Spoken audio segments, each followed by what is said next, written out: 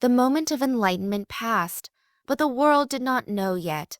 The forest was quiet, birds did not dare to sing. The Bodhi tree stood like a witness to the birth of a new consciousness.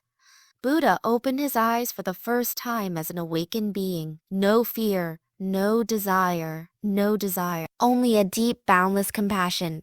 He looked at the river nearby. Its gentle movement reflected something in him. The river flowed but never held on to anything. Just like the mind when it is free. Buddha remained seated for hours, still unmoving, simply observing the world as if he were seeing it for the first time. Then a question rose inside him, quiet but powerful. Now that I have awakened, what should I do? The decision he made would shape human history for thousands of years. News traveled fast in ancient forests, not by human messengers but through energy. A wandering merchant approached the Bodhi tree. Two brothers, simple traders, carrying rice cakes and honey. When they saw Buddha sitting beneath the tree, they froze. His face glowed. His presence calmed the air.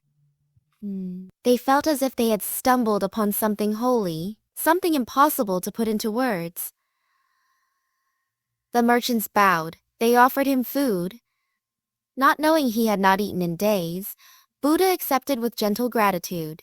He blessed them, and in return they became the very first lay followers. No scriptures, no temples, no rituals. Just two ordinary men who felt peace for the first time in their lives. But even the Buddha, newly awakened, felt uncertainty. He wondered, how can I teach this truth? It is deep, subtle, beyond words. Would people understand? Would they listen? Would they reject everything? The world was full of noise, desire, anger, and constant suffering. How could one man change the entire human mind? For a moment, just a moment, the Buddha considered remaining silent. Not teaching, not traveling, not speaking a single word, just living in peace under the shade of the Bodhi tree. But then, something shifted.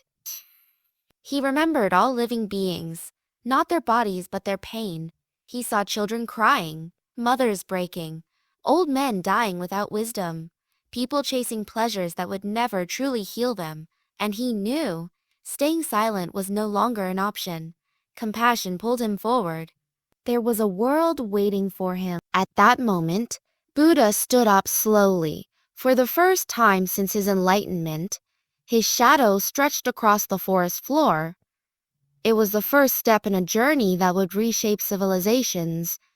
He decided to walk north to find the 5 ascetics who had once rejected him. They had abandoned him when he stopped extreme fasting. But Buddha felt no anger, only love. He knew they were ready to understand. He knew they could help him carry this new light to the world. As he traveled, the forest seemed to breathe with him. Animals watched him pass without fear. The earth felt lighter under his feet. The Buddha's mission had begun, not to rule, not to conquer, not to gather followers, but to teach one simple truth: suffering ends when wisdom begins. He walked toward the deer park, toward his first sermon, toward the beginning of the world's greatest spiritual movement. And so episode 6 ends with the Buddha walking into history, carrying nothing, yet carrying everything.